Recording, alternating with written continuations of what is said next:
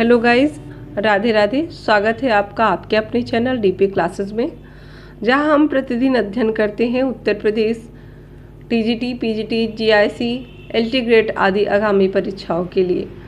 जहां हम साहित्य के लिए यदि देखेंगे तो हम दृष्टि पब्लिकेशन की पुस्तक का अध्ययन करते हैं, जो नवीन प्रणाली पर आधारित पुस्तक है और हमारे परीक्षाओं के लिए बहुत ही महत्वपूर्ण पुस्तक होने वाली है।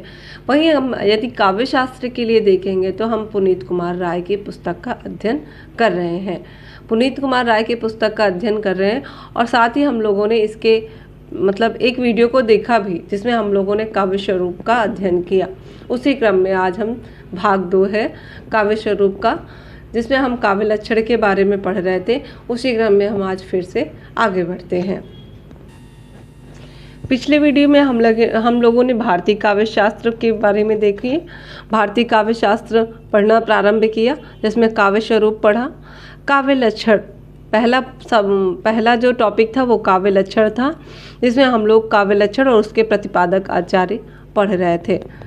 प्रतिपादक आचार्यों के बारे में हम लोगों ने पढ़ा। वहीं आगे चल के हम लोगों ने मध्यकालीन आचार्यों के बारे में पढ़ा। मध्यकालीन आचार्य जैसे केशवदास, चिंतामणि, कुलपति मिश्र, देवभूषण, है ना, और भी आचार्य जैसे ग्वाल कवि हैं, इन सभी के कथनों को पढ़ा। साथ ही हम लोग यदि आधुनिक आचार्यों में देखेंगे तो आधुनिक आचार्य में हम लोगों ने आचार्य महावीर प्रसाद द्विवेदी के कथनों को पढ़ा। ये कवि द्विवेदी जी की काव्य के बारे में क्या कहते हैं। ये कहते हैं अंतःकरण की वृत्तियों के चित्र का नाम कविता है। तो ये कथन आचार्य महावीर प्रसाद द्विवेदी का है। तो महावीर प्रसाद द्विवेदी का कथन है कि अंतःकरण की वृत्तियों के चित्र का नाम कविता है।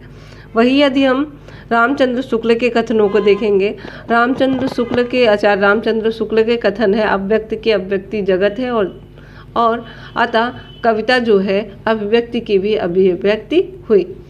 आचार्य शुक्ल का कथन है कि अव्यक्ति की अभिव्यक्ति जगत है, अतः कविता अभिव्यक्ति की अभिव्यक्ति हुई। यह कथन है रामचंद्र शुक्ल का। शत्रुदेह या हृदय के मुक्तावस्था के लिए किया हुआ शब्द विधान काव्य है। यह कथन भी आचार्य शुक्ल का है। वैसे ही हम लोगों ने पिछले वीडियो में इन सभी कथनों को देख लिया था। आचार्य शुक्ल जी के कथनों तक हम लोगों ने पढ़ लिया था। आज हमें बाबू गुलाब राय के कथनों से पुनः पढ़ना है। ठीक है, तो अब देखिए, हम लोगों ने देख ही लिया था शुक्ल जी के कथनों को। अब हमें बाबू गुलाब राय के कथन को पढ़ना है। बाबू गुलाब राय का कथन पढ़ेंगे हम लोग। चलिए ठीक है, ज़्यादा देरी नहीं करते हैं। तो काव्य संसार के प्रति काव्य की भाव प्रधान किंतु क्षुद्र व्यक्तित्व संबंधों से मुक्त मानसिक क्रियाओं की कल्पना के ढांचे में ढली हुई श्रेय की प्रेम रूपा प्रभाव उत्पादक अभिव्यक्ति है। ये काव्य के बारे में कहते हैं बाबू गुलाब राय कि काव्य संसार के प्रति कवि की भाव प्रधान मानसिक क्रियाओं की कल्पना के ढांचे में ढली हुई श्रेय की प्रेम रूपा प्रभाव उत्पादक अभिव्यक्ति है। काव्य के बारे में कहते हैं कि जो कविता है या काव्य है वो संसार के प्रति कवि की भाव प्रधान मानसिक क्रिया है। और भाव प्रधान मानसिक क्रियाओं की क्या है? कल्पना के ढांचे में ढली हुई श्रेय की प्रेम रूपा प्रभाव उत्पादक अभिव्यक्ति है। प्रेम रूपा प्रभाव उत्पादक अभिव्यक्ति है, उसे ही हम क्या कहते हैं? काव्य कहते हैं। तो ये कथन किसका है? तो बाबू गुलाब राय का है। वहीं यदि हम आगे बढ़ेंगे तो अगले आचार्य आते हैं वो है डॉक्टर लक्ष्मी नारायण सुधांशु। लक्ष्मी नारायण सुधांशु का कथन है काव्य के संबंध में कि काव्य जीवन प्रकृति का अंतर्दर्शन है। लक्ष्मी नारायण सुधांशु का कथन है कि काव्य जीवन प्रकृति का अंतर्दर्शन है। कहते हैं काव्य जीवन प्रकृति का अंतर्दर्शन है, उसकी अनुभूति है। यह अनुभूति कोई भावुकताजन्य स्फूर्ति नहीं है, ना कोई आध्यात्मिक कल्पना है, बल्कि अखंड मानव जीवन के व्यक्तित्व की अनुभूति है। ये कथन किसका है? डॉक्टर लक्ष्मी नारायण सुधांशु का। ये कहते हैं काव्य जीवन प्रकृति का अंतर्दर्शन है, उसकी अनुभूति है, और यह अनुभूति कोई भावुकताजन्य स्फूर्ति नहीं है, ना कोई आध्यात्मिक कल्पना है, बल्कि अखंड मानव जीवन के व्यक्तित्व की अनुभूति है। ये कथन है लक्ष्मी नारायण सुधांशु का। आगे देखेंगे अगला कथन किसका है? तो अगला कथन देखते हैं, काव्य तो प्रकृति मानव अनुभूतियों की नैसर्गिक कल्पना के सहारे ऐसा सौंदर्यमय चित्रण है। कहते हैं काव्य तो प्रकृति मानव अनुभूतियों का नैसर्गिक कल्पना के सहारे ऐसा सौंदर्यमय चित्रण है जो मनुष्य मात्र में स्वभावता भावोच्छ्वास और सौंदर्य संवेदन उत्पन्न करता है। ये कथन है आचार्य नंद दुलारे वाजपेयी का। अगला कथन देखिए, यहाँ तक हम लोगों ने पढ़ा साहित्य के काव्य के बारे में कथनों को। अब साहित्य के बारे में पढ़ेंगे। साहित्य से नंद दुलारे वाजपेयी का ही कथन है। ये कहते हैं साहित्य से हमारा आशय उन विशिष्ट और प्रतिनिधि रचनाओं से है। बहुत ही महत्वपूर्ण कथन है नंद दुलारे वाजपेयी जी का। आचार्य नंद दुलारे वाजपेयी कहते हैं साहित्य से हमारा आशय उन विशिष्ट और प्रतिनिधि रचनाओं से है जो किसी युग के भावात्मक जीवन का प्रतिमान होती हैं, जो समाज और सामाजिक जीवन को भली या बुरी दशा में ले जाने में प्रबल सामर्थ्य रखती हैं। वही क्या है? साहित्य है। साहित्य के बारे में कितनी अच्छी धारणा रखते हैं। कहते हैं साहित्य से हमारा आशय है उन विशिष्ट और प्रतिनिधि रचनाओं से जो किसी युग के भावात्मक जीवन का प्रतिमान होती हैं, जो समाज और सामाजिक जीवन को भले या बुरी दशा में ले जाने में प्रबल सामर्थ्य रखती हैं। वही साहित्य है। आचार्य नंद दुलारे वाजपेयी। अगला कथन है, कहते हैं साहित्य मनुष्य के अंतर का उच्छलित आनंद है। अंतर अर्थात अंदर। साहित्य क्या है? मनुष्य के अंदर का या फिर अंतर का उच्छलित आनंद है जो उसके अंदर या अंतर अटाए नहीं हट सका था। साहित्य का मूल यही आनंद का अतिरेक है। साहित्य का मूल यही आनंद का अतिरेक है। उच्छलित आनंद के अतिरेक से उद्भूत सृष्टि ही सच्चा साहित्य है। कहते हैं उच्छलित आनंद के अतिरेक से उद्भूत सृष्टि ही सच्चा साहित्य है। ये कथन है हजारी प्रसाद द्विवेदी का। हजारी प्रसाद द्विवेदी का कथन है हम लोगों ने जो पढ़ा। हजारी प्रसाद द्विवेदी कहते हैं साहित्य मनुष्य के अंतर का उच्छलित आनंद है जो उसके अंदर अटाए नहीं हट सका। साहित्य का मूल यही आनंद का अतिरेक है। उच्छलित आनंद के अतिरेक से उद्भूत सृष्टि ही सच्चा साहित्य है। अब देखते हैं अगला कथन किसका है।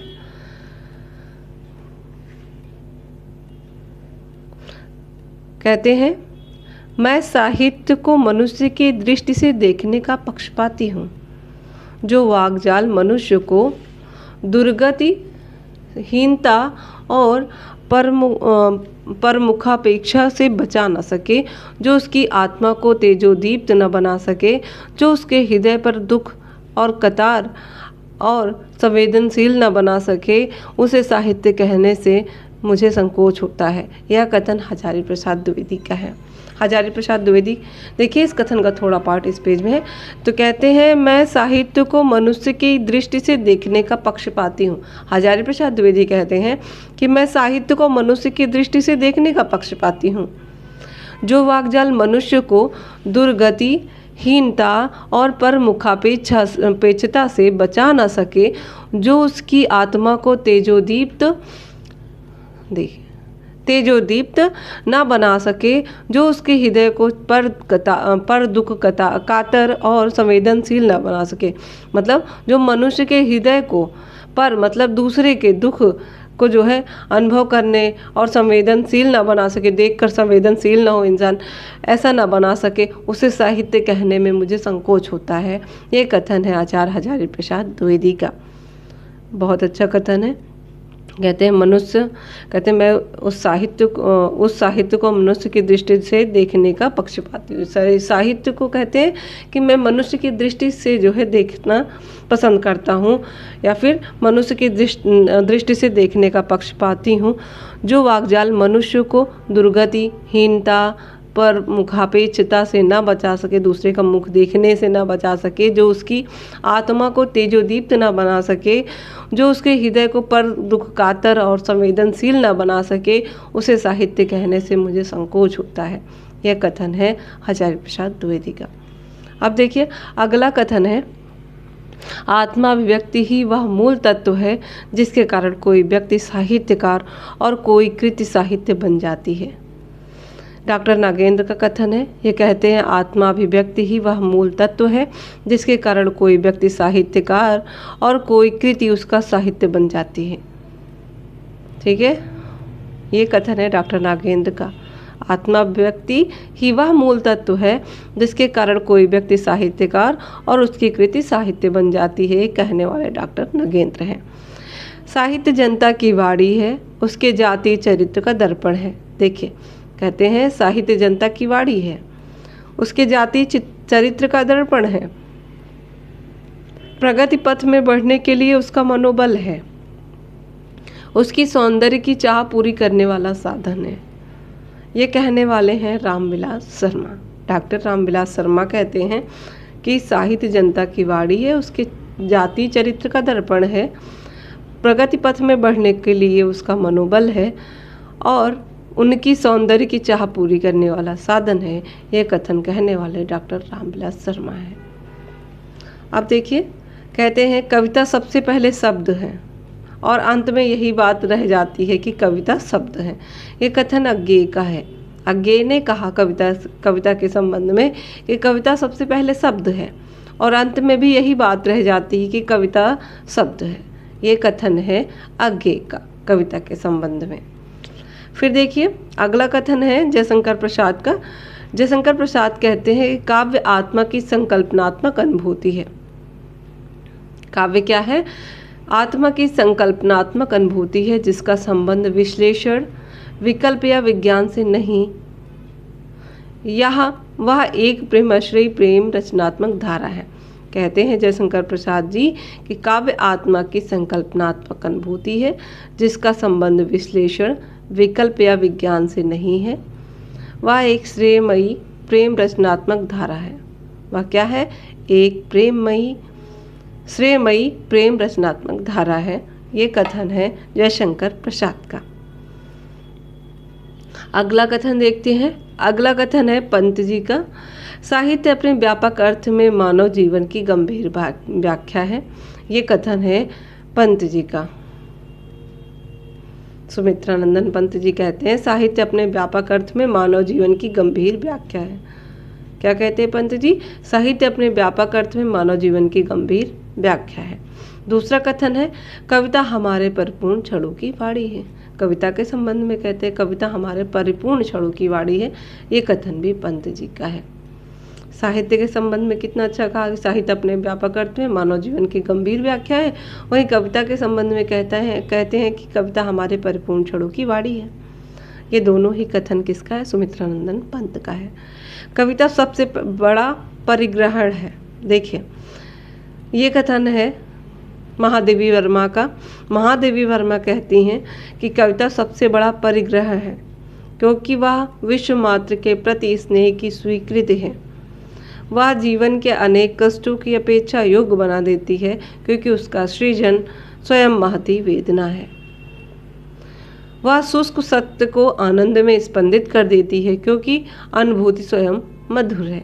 ये कथन है महादेवी वर्मा का। फिर से देख लीजिए, महादेवी वर्मा कहती हैं कविता सबसे बड़ा परिग्रह है क्योंकि वह विश्व मात्र के प्रति स्नेह की स्वीकृति है। कविता क्या है? वह विश्व मात्र के प्रति स्नेह की स्वीकृति है। वह जीवन के अनेक कष्टों का अपेक्षा योग्य बना देता है। वो जीवन के अनेक कष्टों का उपेक्षा योग्य बना देता है। कविता क्या कष्टों की उपेक्षा योग्य बना देता है क्योंकि उसका सृजन स्वयं महती वेदना है। क्योंकि उसका सृजन ही महती वेदना है। वह शुष्क सत्य को आनंद में स्पंदित कर देती है। कविता क्या करती है? शुष्क सत्य को भी आनंद में स्पंदित कर देती क्योंकि अनुभूति स्वयं मधुर है। ये कथन है महादेवी वर्मा का। अब देखिए, अगला कथन है केदारनाथ सिंह का। केदारनाथ सिंह का कथन है कि मुंह में बचे हुए चावल के स्वाद को कुछ अदृष्ट कंकड़ियों के हस्तक्षेप से बचाने का नाम कविता है। ये पंक्ति है केदारनाथ सिंह की कि मुंह में बचे हुए चावल के स्वाद को कुछ अदृश्य कंकड़ियाँ के हस्तक्षेप से बचाने का नाम ही कविता है। ये कथन है केदारनाथ सिंह का। अगला कथन देखते हैं। कविता शब्दों की अदालत में अपराधियों के कटघरे में खड़े एक निर्दोष आदमी का हलफनामा है। ये है पंक्ति धूमिल की। धूमिल कहते हैं कविता क्या है? कविता शब्दों की अदालत में अपराधियों के कटघरे में खड़े एक निर्दोष आदमी का हलफनामा है। ये पंक्ति धूमिल की है। वहीं दूसरी पंक्ति धूमिल की है कि कविता भाषा में आदमी होने की तमीज है। कविता क्या है? भाषा में आदमी होने की तमीज है। यह कथन भी धूमिल का है। तो ये काव्य लक्षण के संबंध में कुछ कथन थे जो हम लोगों ने देखे। आज के लिए इतना ही करते हैं। कल का टॉपिक रहेगा काव्य हेतु। अगले जो है वीडियो में हम काव्य हेतु के संबंध में पढ़ेंगे। आज के लिए इतना ही। यदि आप लोगों को वीडियो पसंद आता है तो लाइक एंड सब्सक्राइब करें। आज के लिए इतना ही। धन्यवाद।